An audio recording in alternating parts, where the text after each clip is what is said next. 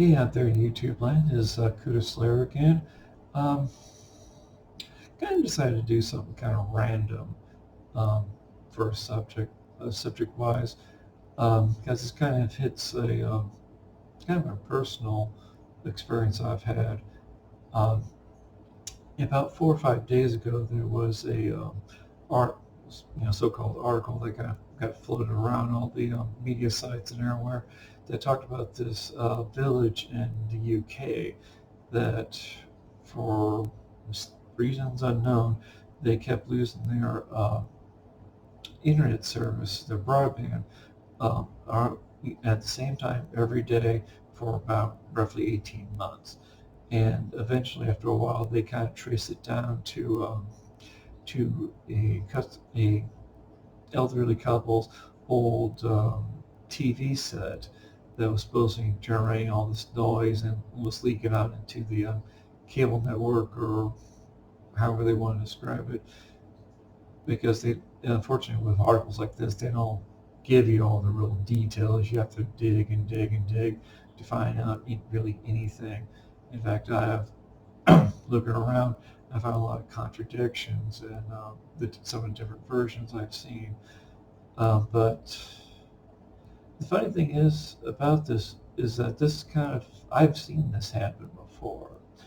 Um, many years ago, I used to work for a certain telecommunications company whose name rhymes with hell, and for good reason. And the whole the incident involved with that was it was a neighborhood in Chicago that kept having a very similar problem. Um, Although I don't remember it being, following a kind of like time schedule or anything.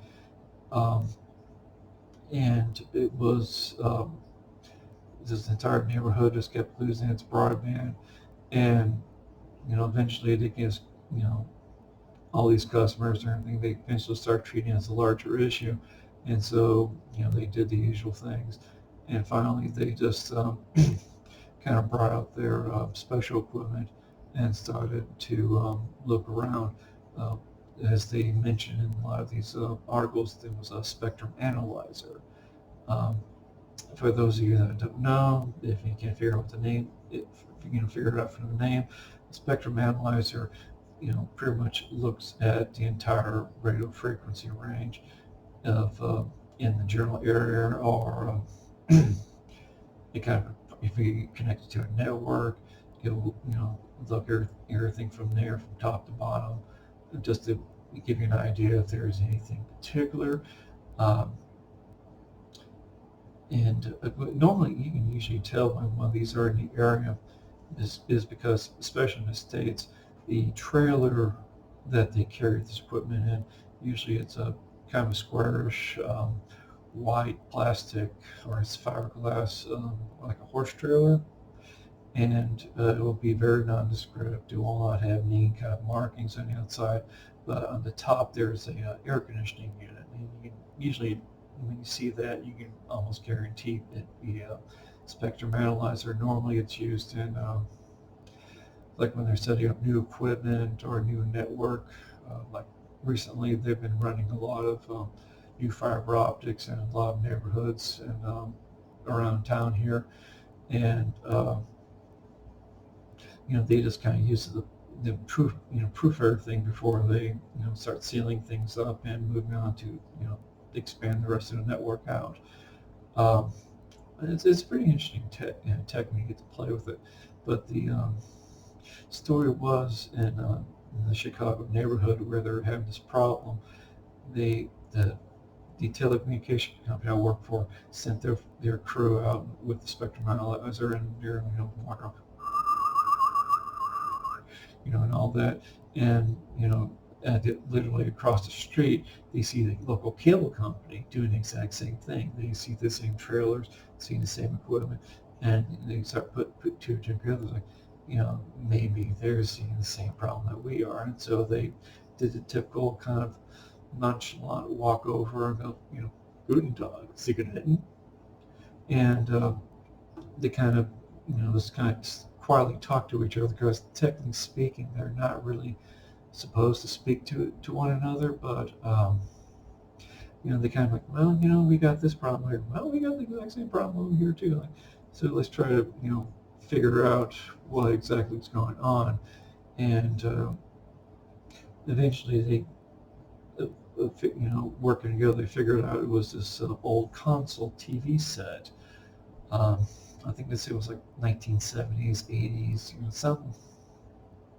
some antique piece of equipment that in most normal houses, that area, it would just be this big console TV set that's turned off, and sitting on top of it is another TV that's actually working. But I, I don't have the full details about that.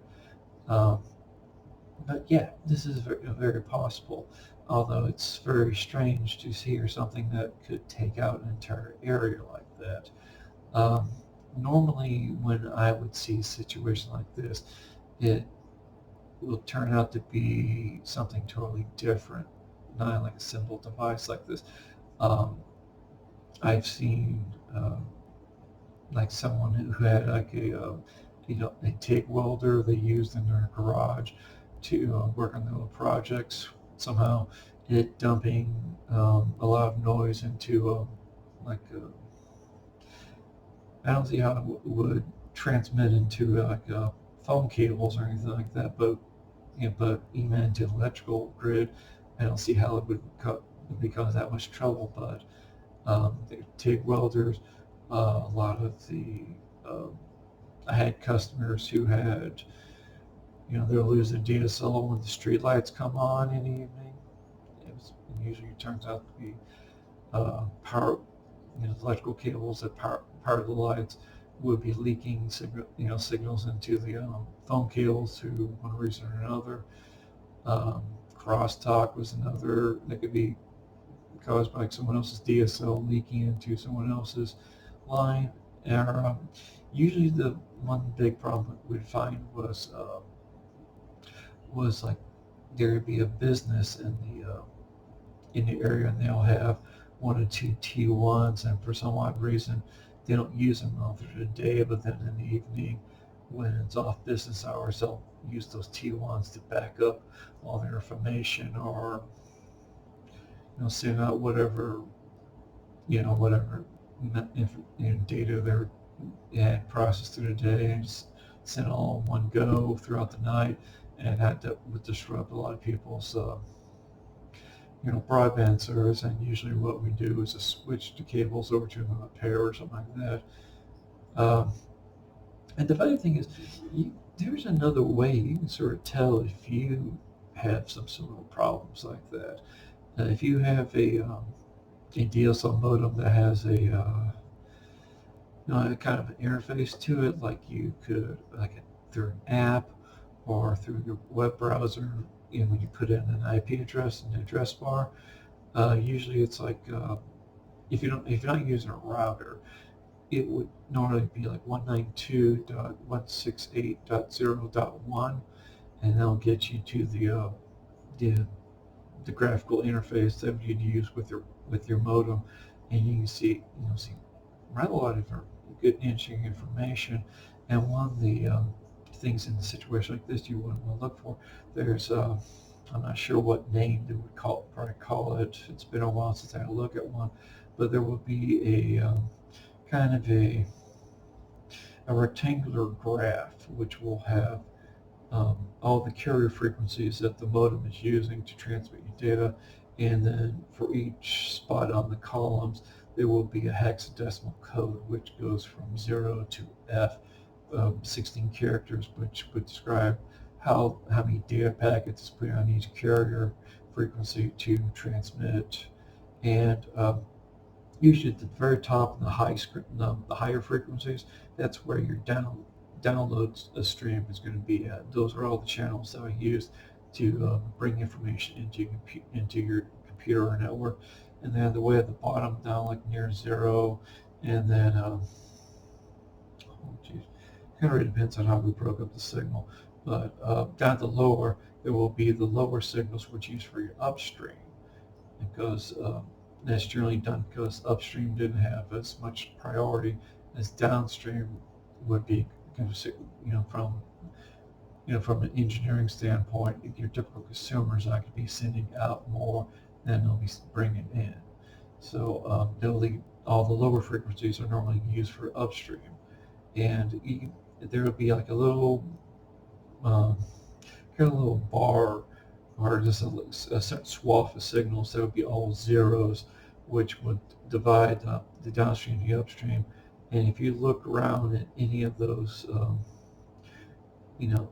carrier frequencies, if there's like a zero or like a kind of nice little another stretch like right in the middle, or maybe near the one lower upper range of the downstream, you can see that there's some kind of interference. But typically in a situation like what's described here in this case, what you will be looking at is actually more the upstream, because normally because the higher frequencies are usually easier to interfere with when in a regular phone cable, like due to distance is usually the one big ones that gets it. You don't look too much. You usually look there for any kind of disturbances, but in cases like this here, especially when you're probably dealing with something that's a very low frequency, like in comparison like a T1 of T1s, usually you see that like I'm trying to remember, usually it's like black and batches of 2,000 hertz or more, especially if you've got quite a few of them, depending on what kind of setup, what kind of line that the other people are using.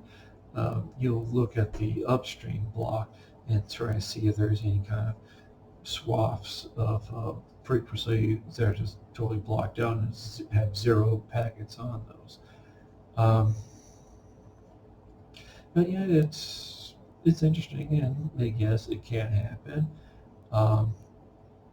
It's funny because I used to read some of the documentation where they tested a lot of the things like ADSL and whatnot, to try to figure out what quirks they're worried about and such.